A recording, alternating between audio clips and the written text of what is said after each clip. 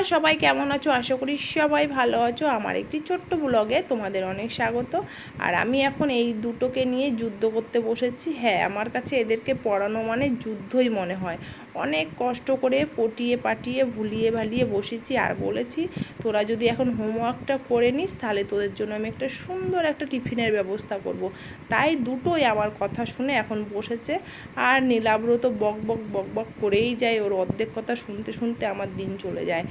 যাই হোক, আমি এইদিকে চলে আসলাম সোজা রান্নাঘরে। আর এইদিকে সকালবেলাতে আমি ভিজিয়ে রেখেছিলাম কিছু মটর, জলে ভিজিয়ে রেখেছিলাম। প্রেসারে দেবো, কারণ প্রেসারে দিলে একটু মটর তো একটু নরম ভাবটা হবে, তাই আমি এইদিকে জল দিয়ে দিলাম। আর কিছুটা দিয়ে দিলাম আলু, কারণ মটরের সাথে একটু আলু না হলে বেশ জমে না। আর এইদিকে আমি লবণ দিয়ে এবার আমি প্রেসারে সেদ্ধ দিয়ে দেবো। আর ওইদিকে যেহেতু দুটো দুষ্টু পড়াশোনা করছিলো, তাই ওদের জন্য একটু খারাপও লাগছিলো, তাই মাঝে মাঝে ওদেরকে দেখে আসছিলাম ঠিকঠাক পড়াশোনা করছে নাকি। তো ঠিকঠাক পড়াশোনা করছে। আর ওইদিকে ওর মাসিকে বলেছি তুই বসে থাক আর আমি এইদিকে রান্নাটা করে নিই। তো ঝটপট ঝটপট করে বসিয়ে দিলাম ওদের জন্য। এইদিকে আমি কড়াইতে তেল দিয়ে দেবো, করে আমি রান্নাটা বসিয়ে দেবো। আর সন্ধ্যের সময় একটু টিফিন না হলে না বেশ ভালো লাগে না। আর ছোটো ছোটো বাচ্চারা থাকে তো, ওদেরকে একটু সন্ধ্যের সময় কিছু না করে দিলে বেশ মনটাও কেমন খারাপ লাগে। আর সব দিন হয়ে ওঠে না, কারণ সব দিন তো সম্ভব না, তাই মাঝে মাঝে মুড়ি চানাচুর দিই, কোনো দিন এমনি কিছু দিয়ে দিই দোকানের কিছু। আর কোনো দিন চেষ্টা করি যে একটুখানি কিছু করার। যাই হোক, আজকে আমি ঘুগনিটা, বাড়িতে সবাই কিন্তু ঘুগনি ভীষণ পছন্দ করে, বিশেষ করে আমার মা। আর আগে যখন ছোটোবেলায় আমরা মেলাতে যেতাম না, তখন আমি আর দিদি সবার ফার্স্টে খেয়ে নিতাম ফুচকা, তারপরে মায়ের পাশ দিয়ে বসে আবার ঘুগনি খেতাম। তো 5 টাকার ঘুগনি আগে কত খানিক দিত, আর এখন 10 টাকার ঘুগনিও মানে বাটিই ভরে না। তো এখনকার দিনে সেই স্বাদ, সেই ঘুগনির স্বাদটা এখন আর নেই।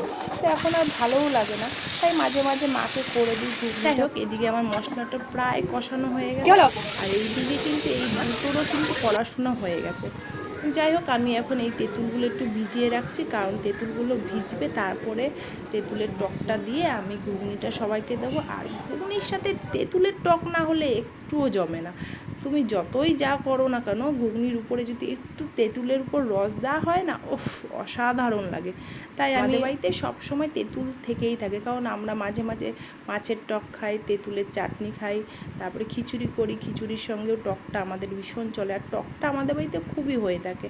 এদিকে আমার ঘুগনিটা প্রায় হয়ে গেছে, এবার আমি পুরোটা নামিয়ে ফেলবো। টক বগিয়ে ফুটছে, তার উপর দিয়ে দিলাম সামান্য একটু গরম মশলা। এখন ওই দুটো দুষ্টুকে আগে সবার প্রথমে দেবো, কারণ ওরা অনেকক্ষণ থেকে বসে আছে, ওদেরকে অনেক পড়াশোনা করালাম ঘুগনির জন্য, তাই ওরা কিন্তু ভীষণ গরম পড়েছে, মানে আজকে মনে হচ্ছে সব থেকে বেশি গরম। তাই আমি একটুখানি রান্না করছিলাম আর একটুখানি ফ্যানের তলে বসছিলাম। আর এইদিকে আদিদেব কখন চলে আসছে বাটি নিয়ে, কারণ ওকে দিতে হবে। কিছু তো খাবে না, সব দিলে পুরোটাই নষ্ট করবে, কিন্তু আবার বাটি ভর্তি চাই, অল্প দিলে কিন্তু আবার হবে না। দাদা যতটুকু নেবে ওরও ততটুকুই লাগবে, তাই আমি ওকে বাটি ভরেই দিলাম।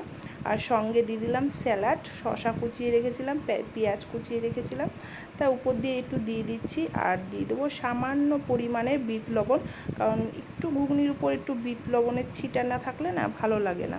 আর এখানে তৈরি করে রেখেছিলাম সেই তেঁতুলের টকটা এখন দিয়ে দিচ্ছি। আদিদেবকে সবার প্রথমে দিতে হবে, নাহলে কিন্তু ও ভীষণ কান্নাকাটি শুরু করে দেয়। এই হাত দেখা আঙুল দেখা এরকম এরকম দাদা যেরকম দেখিয়েছে এরকম। হ্যাঁ, ভালো হয়েছে, নীলাভ ভালো হয়েছে। আর তখন ভিডিওতে ওঠেনি আঙুল দেখা। টেস্টি, গরম সূর্য গরম।